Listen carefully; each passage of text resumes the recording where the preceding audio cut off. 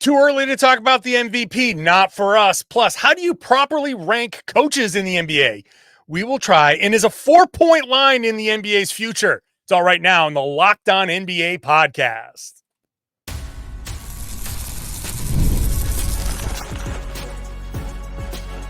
You are Locked On NBA, your daily NBA podcast.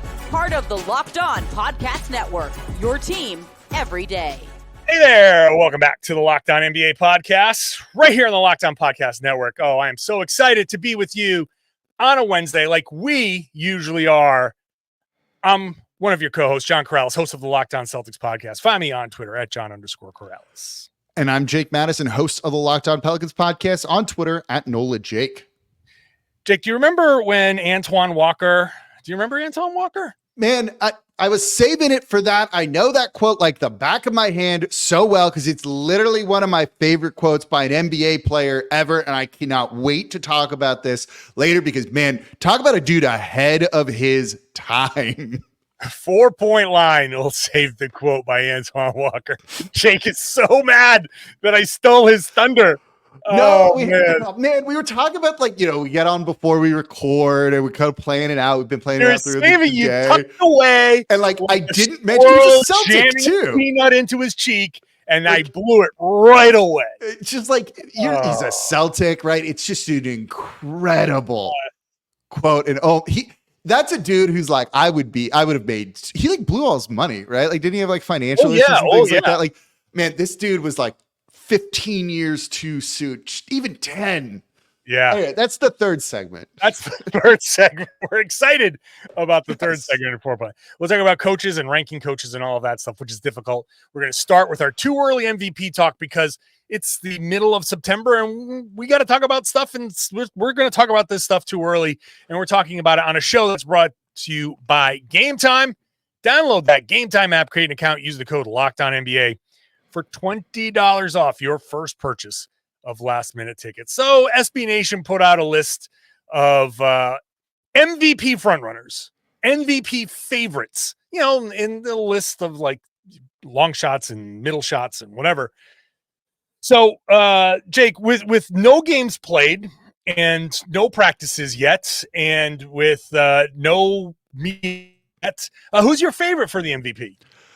It's Luka Doncic, and he's the favorite per FanDuel at plus 350 right now. And until he wins an MVP, and it feels like he's going to win one eventually, I think that's safe to say. Everyone kind of feels like he's going to win one. When you're a guy like that and you can put up a triple-double and do ridiculous things on any given night, it feels like you're going to get one. He's going to be the front runner almost every single year until he basically wins one. Because of that, I kind of have him and Shai Gilgeous-Alexander as 1 and 2, and I have Luka ahead of him. I know Jokic needs to be in that mix too, but with all of the MVPs he's won, it feels like eventually they're just going to be okay, we can't do any more here. But until he wins one almost every year, I'm going to put Luka Doncic as the number one guy. Sure, and that's everybody's pick, right? Luka, they just went to the finals. And makes sense. And Shai Gilgeous-Alexander has been that MVP case has been building for years and years. And as OKC gets better and better and better, it's the presumed 1 seed in the Western Conference this year, right? I think most people kind of have them as number 1. Sure. I think more than anything, this isn't necessarily of how are we ranking these guys for this guy might be the third favorite for the MVP. It's more everybody is announcing their expectations.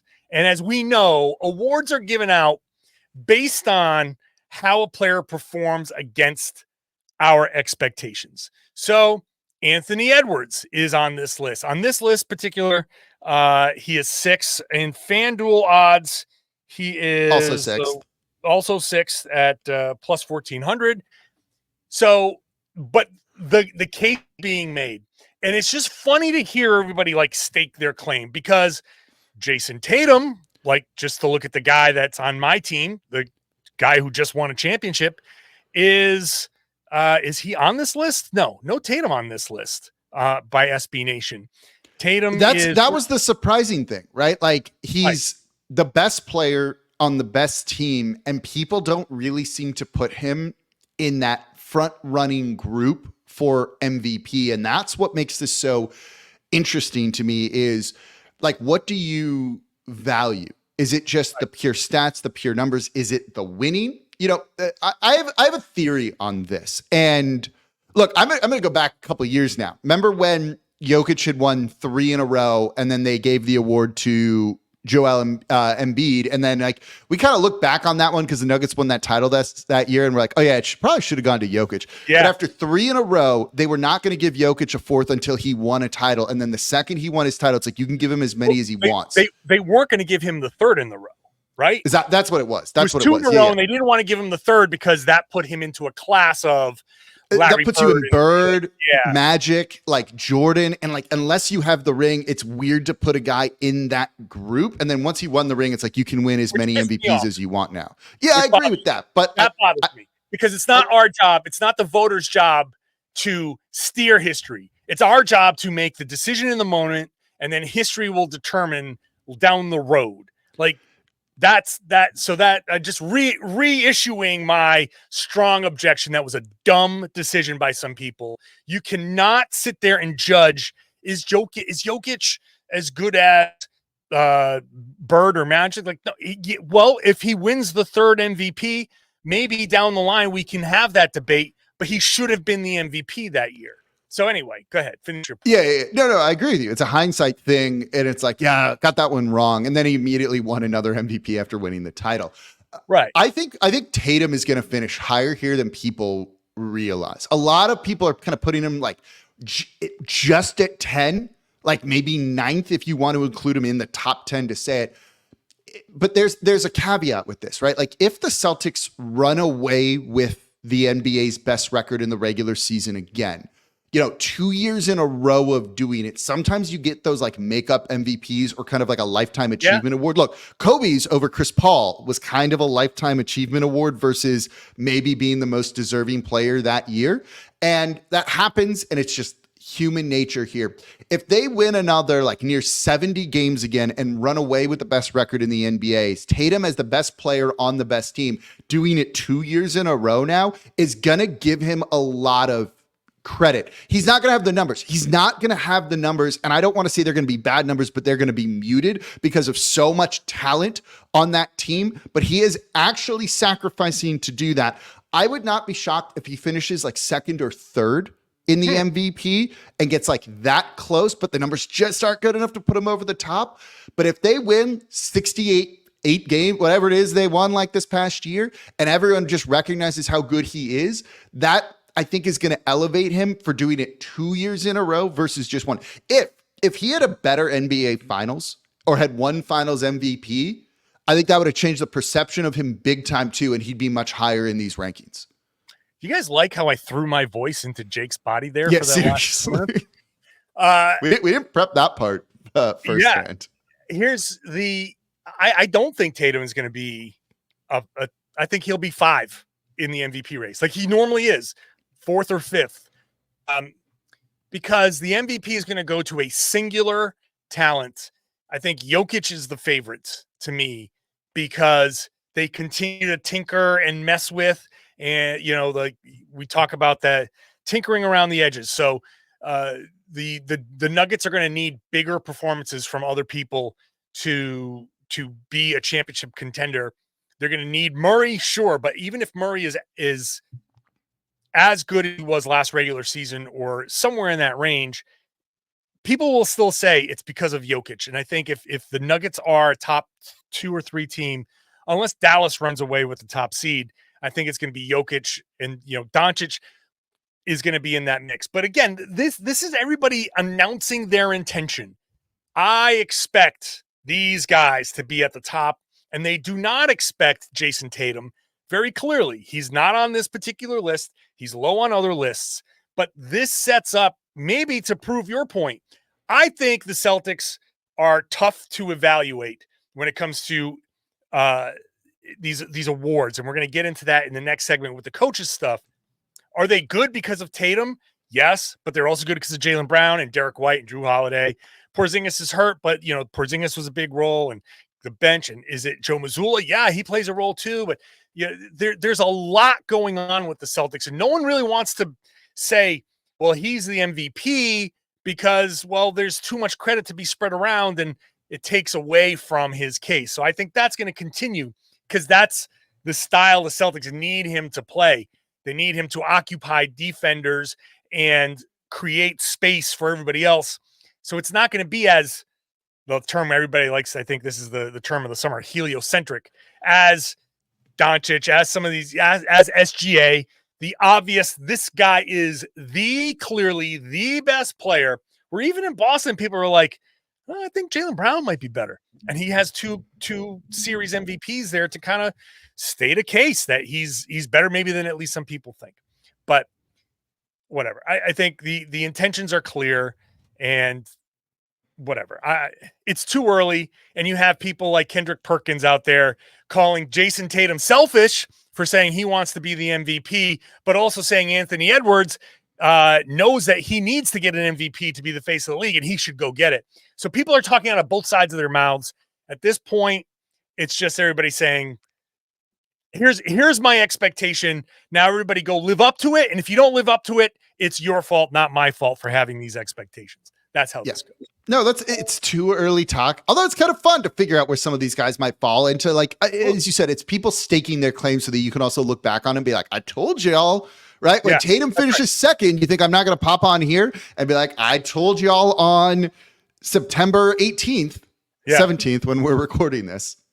The key is to tweet out positive things about all of these guys. And then this way later, in like July, in like May, you can retweet yourself and be like, I told you.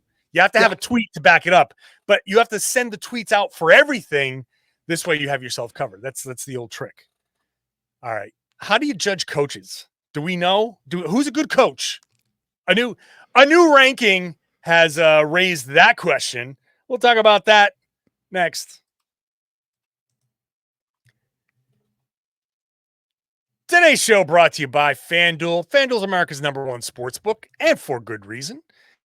They are giving you not only a bunch of things that you can bet on, like a lot NFL. I'm a Patriots guy, getting my comeuppance.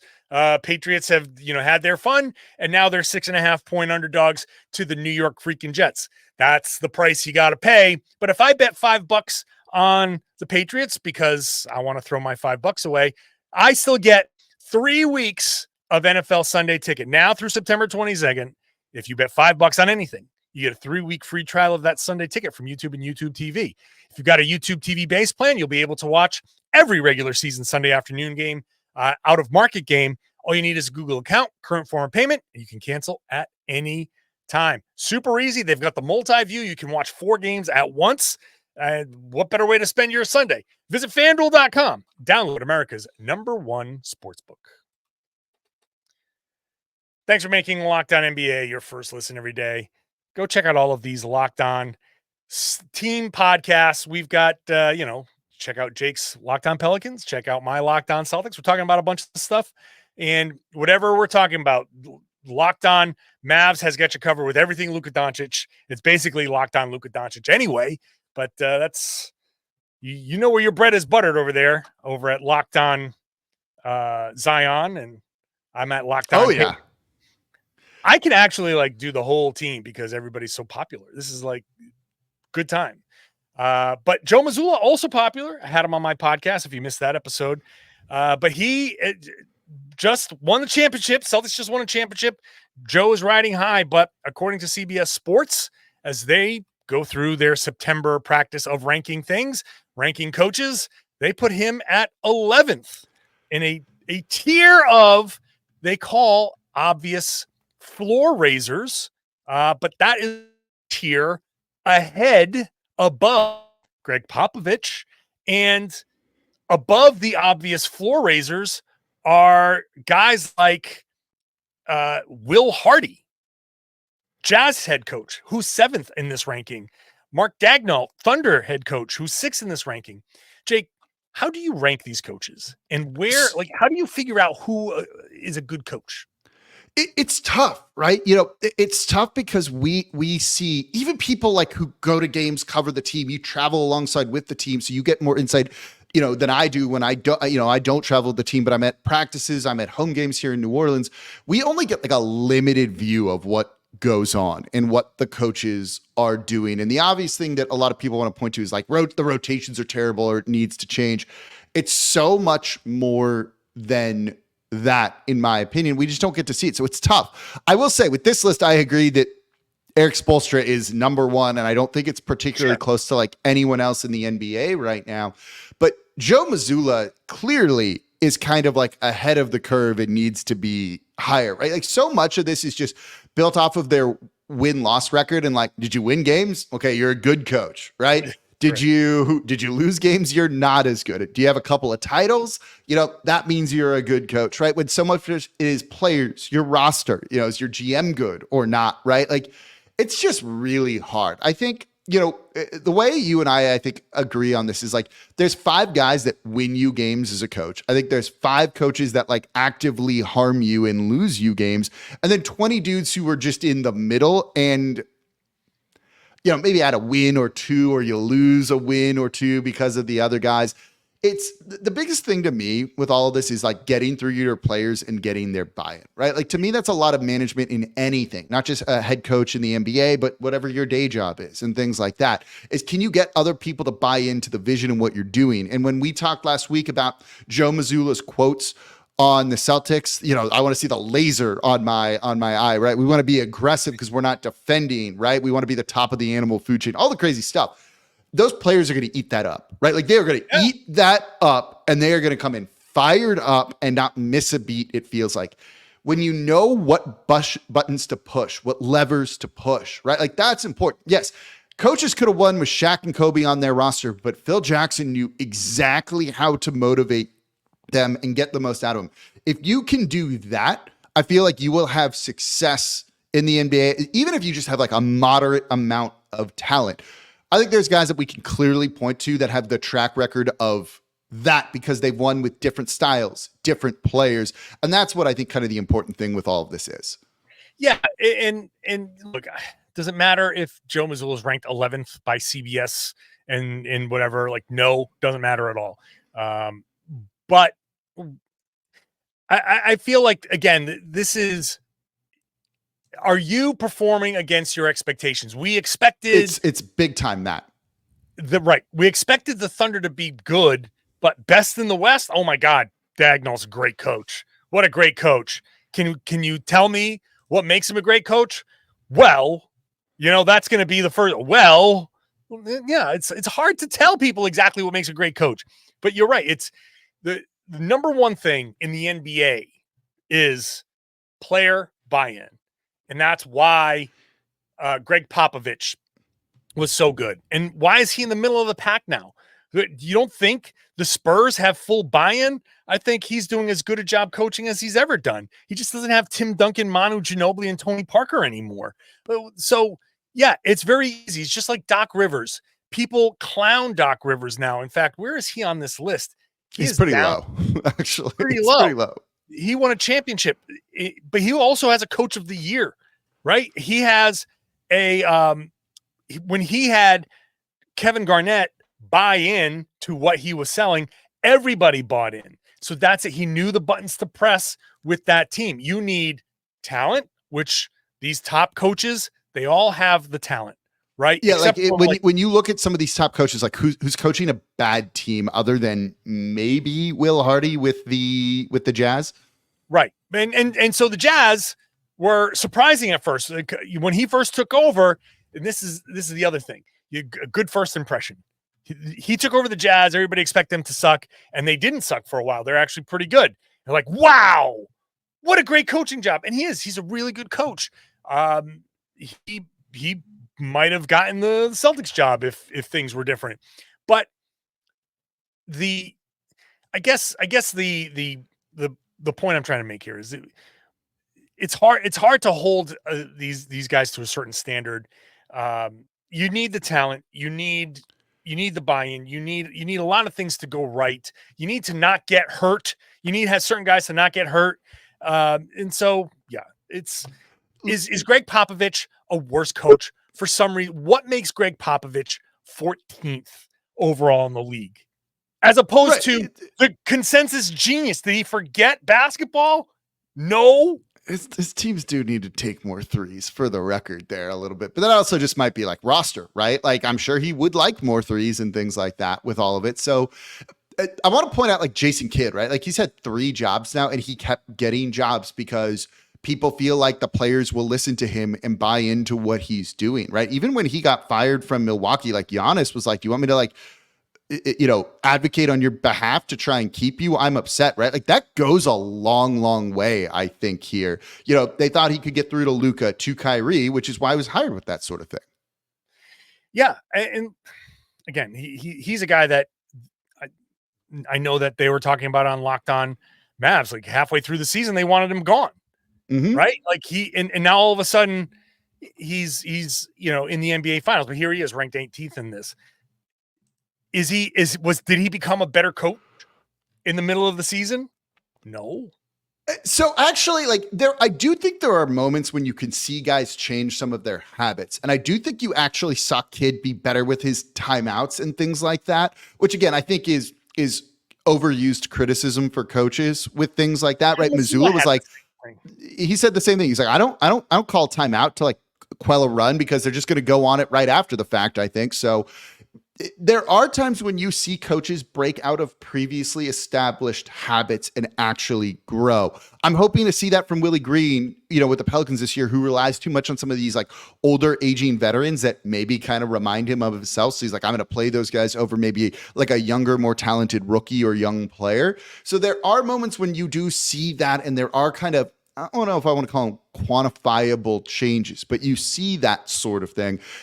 I think all of the guys at the top of this list have actually shown that in some capacity, that they learned a lesson or two and adjusted and adapted and growing. Coaches grow too, in a sense. It's not always linear like a player. So you do want to see stuff like that. There are moments when you can point to certain things like that too. But yeah, it's hard. It's hard. And I could keep going, but I'm not going to. All I'm going to say is, because we want to talk about the 4-point line. Yeah, there's a 4-point line in the Antoine Walker quote. And will a 4-point line, because it's being used right now professionally, could it possibly maybe make its way into the NBA someday? Is that an answer? It's coming up next. Today's show is brought to you by Game Time. It's a place to go to get your last-minute tickets. They got a new feature. It's called Game Time Picks. Makes getting tickets for your favorite live events. And when we say live events, that's concerts, it's comedy, it's theater, it's all that kind of stuff. Game Time Picks filters out all the fluff to show you only incredible deals on great seats, so you don't have to waste your time searching through thousands of tickets. It's about saving you the time. They've got curated deals to make it easier to find the best price on seats. You toggle the all-in pricing, so you now see this is the price I'm going to pay at checkout. They give you a seat view, so when you look at it, you go, okay, this is what I'm going to be seeing, so you know what you're getting into, and just clear your mind because they've got the lowest price guarantee. Find that same ticket, same section, for less somewhere else. They will credit you 110% of the difference, so you can take the guesswork out of buying tickets with Game Time. I have used Game Time to buy tickets. I went to a Red Sox game recently. Super easy, super quick, very, very easy to use. Just download the Game Time app, create an account, use the code LOCKEDONNBA, the name of this show. $20 off your first purchase. Terms apply. Again, create an account, redeem the code LOCKEDONNBA, get $20 off. Download Game Time today. What time is it? Game time. Jake Madison, the Philippine Basketball Association, the PBA, is using a 4-point line this year. It's seen it around the internet. Guys are taking shots from 27 feet. Makes a 4-point lead. Now it's one shot. An interesting kind of concept. Kind of mixed reviews from the people that have mentioned it to me. A lot of Celtics fans in the Philippines have brought it up in my mailbag. Some people liked it. Some people don't. First of all, before we get into our game, what do you think about the concept of a 4-point line? So actually, so based on just that, I kind of like it. Like, why not? Let's mix it up. Let's test it out. Let's see how it works. I think with the way they're introducing it, there are going to be complications and it's not going to go maybe the way that they think it's going to go. But like, look, with how much shooting there is and what it's doing, like trying to do something with that to kind of influence the game in a way or send it in a certain direction, I actually think is a good thing. So with that in mind, let us play our game that we like to play every Wednesday. Is this real or fake? Just ask John and Jake. Real or fake, Jake Madison? A 4-point line will eventually make its way into the NBA. Fake. Very, very fake, because as we're going to discuss here, what they're just going to do instead is move the 3-point line. Yes. It's as simple as that. So look, the way the PBA is doing this is the 3-point line at 23 feet, 24 feet still exists. And then now you have a 4-point line that's 27 feet. If you do that with a 3-point line and a 4-point line, that 3-point line is going to go the way of the mid-range shot, or the 18-foot, the 20-foot mid-range jumper. Take a step or two back and you hit it at the same percentage, right? That's why no one other than select few players takes that shot. It's just less efficient. It's the same percentage as a shot that's worth one more point, so you may as well take that. If you put a 4-point line in, players are just going to start shooting from 27 feet. They're just going to start shooting from 27 feet, and it's going to render that 3-point line basically pointless, in my opinion. Maybe not in that league, but if you were to do that in the NBA, these guys are so good, and they've been taking threes from deeper and deeper and deeper.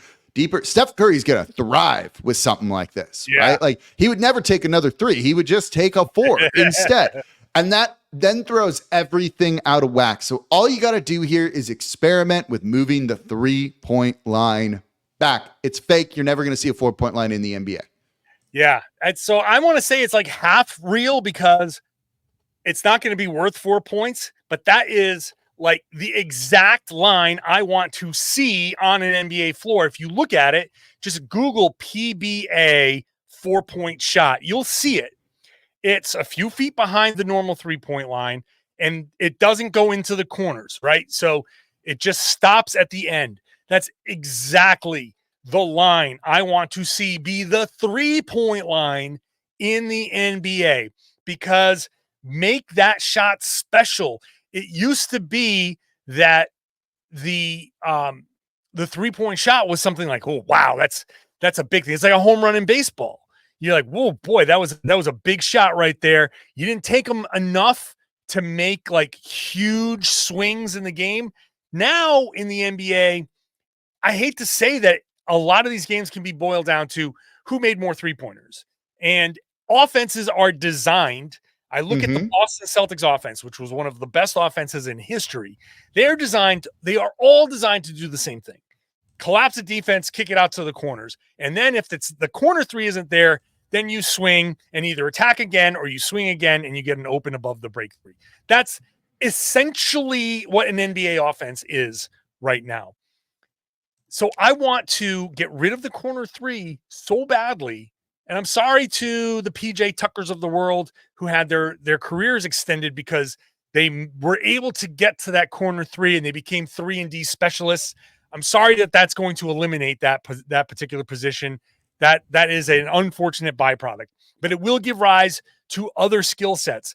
The spacing will change for sure, but it's going to the league will adapt, no doubt about it.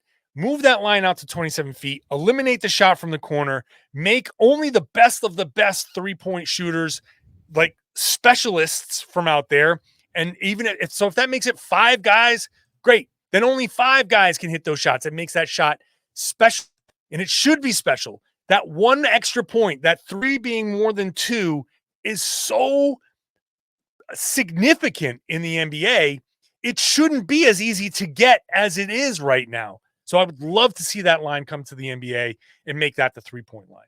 Yeah, like I think that's what you'd look at, right? Like you just look at moving the 3-point line back. Like I think the first step should just maybe be eliminating the corner 3 and seeing what like that does. You know, like one of the other things I think you could argue for is the NBA should do this more often, right? Like a lot of sports do kind of change either the rules or some of the criteria to just mix it up, keep it fresh. Like Formula One, while a different sport than say like the NBA, look, the formula is the way you build the car, and every couple of years they change that to almost introduce chaos and make things just different and exciting to watch, right? Like that can be a useful tool with some of this. Look at what the NFL is doing with kickoffs this year. One, it's for a safety thing, but also to try and make it like a scrimmage play where something happens, right? They're changing the formula, the rules to introduce excitement into something that was lacking excitement, or just to do things different, maybe just for difference sake. So that can be a thing. Oh, Antoine Walker's probably like thinking, can I come out of retirement though and play in the Philippines this season? Man, what a great quote. Why don't they take Antoine? Why do you take so many 3-pointers? Because there aren't any 4-pointers. What a great line. What an answer, man. Like what a great line. He was a big man. Like there's probably some young people who don't know about Antoine Walker, and like that is a dude who's, there is a danger in the league, particularly for non-shooting big men who fall in love with the three and then it doesn't work because you don't make them. And Antoine Walker is like lesson number 1 with that sort of thing. But was ahead of his time. He had a season in 2001 where that dude took 8 threes per game. Like, think about that for a second. No one was doing that. No one was doing that.